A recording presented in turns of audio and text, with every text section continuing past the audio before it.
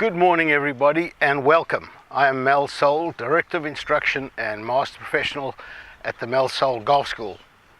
And the blog today is going to talk more for the advanced player, those people that struggle with hooking the ball. Most of the higher handicaps tend to slice, and so next week's blog will cover that.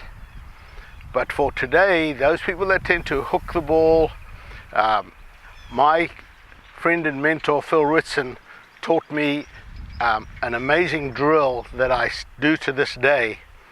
And what he said to me was, during the golf swing, you never want the fingers to pass the pad of the lower hand. So as you're coming through, you want this wrist position to hold like that. And that is still also a very famous Ben Hogan move. Hogan used to hit the ball like that as well.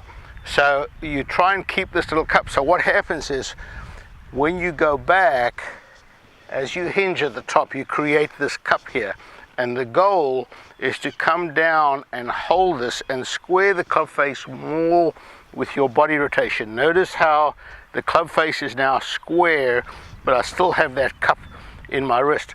With that motion, the toe can never pass the heel, and if the toe doesn't pass the heel, you can't hook it.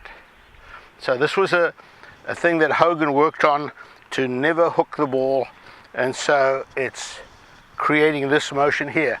So in your pre-shot routine, so in my previous monthly golf tip, if you go to my website, there's a tab saying monthly golf tip. The latest one for March is about practicing and exaggerating. So here's the deal. When I'm playing, sometimes if I've got a hole where I definitely don't want the ball to go left, what I'll do is, when I practice, I'll kind of do this. I want this feel as I want to get my hands past the ball. So when I go through, that ball cannot hook. So it's something that you want to work on. It's a great, you'll notice a lot of the PGA Tour players will use it with their driver, and Dustin Johnson, who drives the ball so well, this is something that he does. And if you look at his swing in slow motion, when he comes through, the fingers never pass the pad here. They get to about here, and then from this position here, the hands release. So he never releases through the bottom. He hits that little baby fade the whole time. He can hit the ball a long way and still keep the ball in play.